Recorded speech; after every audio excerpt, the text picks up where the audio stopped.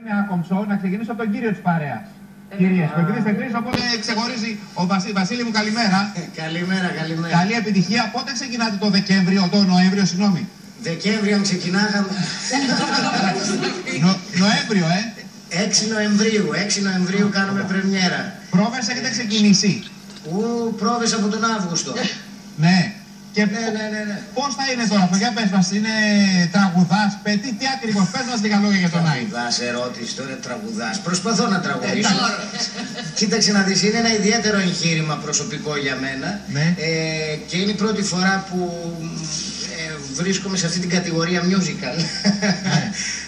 Το οποίο όμως είπα κατευθείαν τον έμπορο να σου πω σε αυτή την πρόταση, γιατί όπως καταλαβαίνεις μιλάμε για ένα musical καταρχήν πολύ ιδιαίτερο, το οποίο μιλάει και βασίζεται στην ζωή του Φελίνη μέσα από το 8,5 της ταινίας του Φελίνη, και από εκεί και πέρα τι να σου πω για τους υπέροχους συντελεστές, για το υπέροχο θέατρο και την παραγωγή που έχει δώσει τα πάντα για να είναι μια υπέροχη δουλειά, η υπέροχη και με φοβερή τιμή που έχω να βρίσκομαι στη σκηνή με τη Μάρο Κοντού, ούτε στα όνειρά μου.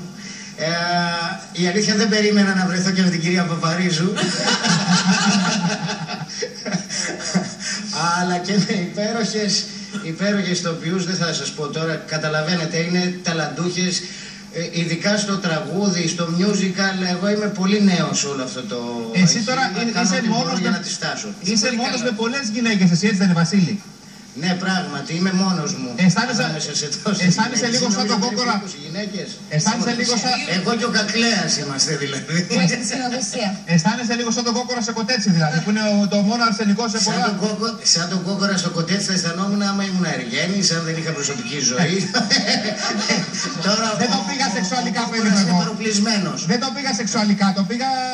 Κατάλαβα. Έτσι όπως το πες όμως. Όχι, δεν είναι μακριά από μένα αυτά. Αισθάνομαι πολύ αμήχανα, διότι μόνο αυτή η εικόνα, υπάρχουν και άλλοι συντελεστές πολύ σημαντικοί, αλλά είναι τόσο δυνατή αυτή η εικόνα, πραγματικά αισθάνομαι αμήχανα, γιατί δεν ξέρουμε από ποιον να ξεκινήσουμε.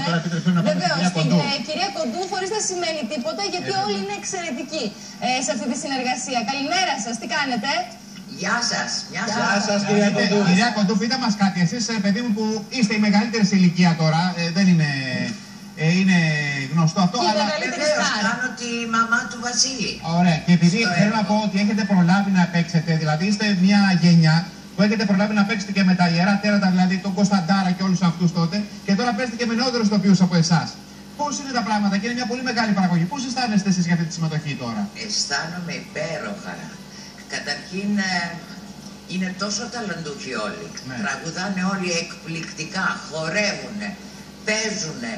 Δηλαδή έχουμε τα πάντα εδώ σε αυτή την παράσταση. Και ένα Κακλέα βέβαια από πάνω μας, ο οποίος είναι γεμάτος έμπνευση, φαντασία, πρωτοτυπίες.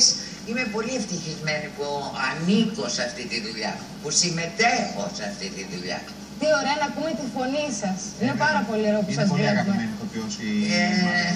Σου βγάζει αισιοδοξία. Ευχαριστώ πάρα πολύ, Φέη και Γιώργο. Ελπίζω να τα πούμε και από κοντά. Με μεγάλη χαρά, όποτε εσείς μπορείτε. Εγώ καθ' όλη τη διάρκεια, γιατί μπαίνουμε έτσι και με τα παιδιά πολύ στα social media, έβλεπα φωτογραφίες. Καλημέρα ξανά και Κατερίνα, καλημέρα Έλενα. Ευχαριστούμε πάρα πολύ που είστε μαζί μας. Και σε όλο τον κόσμο στο πλατό. Φωτογραφίες που ανεβάζατε τέλος πάντων από τις πρόβες, οι οποίες φαντάζομαι ήταν πολύ ωραίες και εξαντλητικές. Για τις πρόβες ή για τη φωτογράφηση? Γενικά για τις πρόβες. Καλά, ότι περνάμε τουλάχιστον ένα εξάωρο παρέα, το κάνουμε. Ναι. Έχουμε δέσει κιόλας, έχουμε γίνει μια πολύ μεγάλη οικογένεια. Έλενα, μια και απάντησε εσύ τώρα, καλημέρα και σε σένα. Πες μου λίγο, επειδή εσύ είσαι τραγουδίστρια. Εσύ πιο πολύ παίζεις τώρα, πιο πολύ τραγουδάς ή παίζεις κιόλας? Κοίτα, ο ρόλος μου είναι πολύ συγκεκριμένος. Θα έλεγα ότι ο ρόλος μου έχει να κάνει με τη φαντασία του Γουίντο, το Βασίλη δηλαδή. Στην παιδική του ηλικία θα έλεγα. Η πρόζα μου είναι μέσα στο τραγούδι. Ήθελες να το κάνεις, σου αρέσει, το είχες σκεφτεί παλιά ότι θα μπορούσες να το κάνεις θέατρο, μια τέτοια παραγωγή που είναι σοβαρή πολύ? Το είχες σκεφτεί? Δεν κατάλαβα την ερώτησή σου, Φέη. Αν είχες σκεφτεί παλιότερα αυτό που λέμε να ανεβείς στο σανίδι και να συμμετέχεις και σαν ηθοποιός σε musical εννοείς? Καταρχάς θεωρώ ότι ήταν η πιο κατάλληλη στιγμή.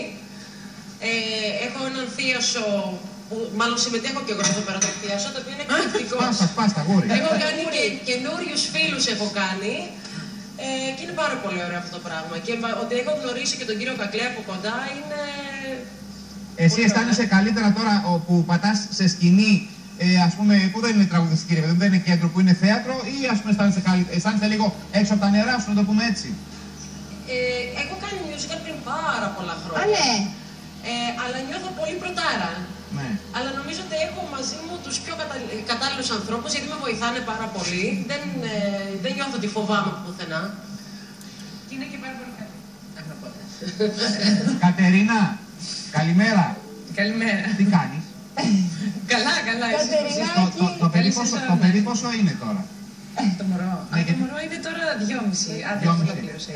Θα σου ρωτήσω τέτοια σένα τώρα. Πώς είναι με το 2,5 χρονών τώρα το παιδί? Πώς? Επειδή το είδα σε κάτι φωτογραφίες βόρτα με το καρότσι που το είχες. Ναι. Πώς είναι η μητρότητα? Έχει τρελαθεί. Έχεις τρελαθεί? Πώς, αφού το ξέρετε. Και εσύ ξέρεις για την πατρότητα και φεύγει τη μητρότητα. Είναι σπουδαίο πράγμα. Δεν το συζητώ. Είναι όλη μου ζωή. Σε έχει αλλάξει σαν άνθρωπο το γεγονός ότι έγινες μαμά? Σαφώς, σε κάνει πολύ πιο συνειδητοποιημένο, πιο συγκεντρωμένο στην ουσία. Κάνεις focus στα ουσιαστικά πια.